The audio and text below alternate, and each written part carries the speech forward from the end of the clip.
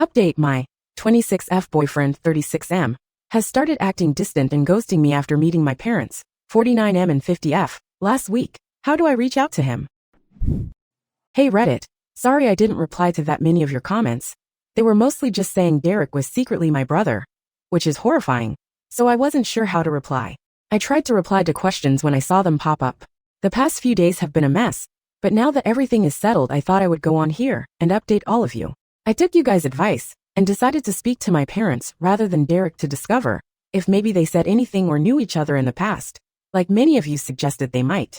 4 days ago, I called my mom and told her about Derek's weird reaction after our dinner. I asked for advice, or if she knew what happened. She was silent for a moment, and I heard her start crying. She started apologizing, and I didn't understand what she was trying to tell me at first.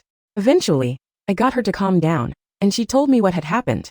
My mom is a high school teacher, and apparently Derek was her student in his senior year, and she told me that they had an affair. She didn't give me that many details. Honestly, I don't even want to know.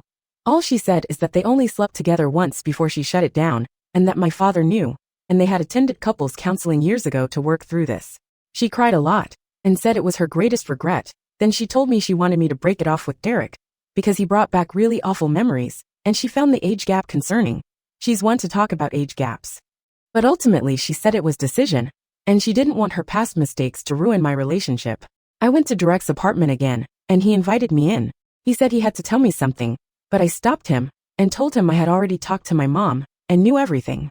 He promised me he had no idea up until the point we had come over for dinner, where he immediately recognized her. He apologized for ghosting me, and said he just didn't know what to say, and he was scared that he would ruin my relationship with my parents, or maybe ruin their marriage. I forgave him but told him that the whole situation was just way too messy for me, and he agreed. So yeah, that's how my past few days have gone down.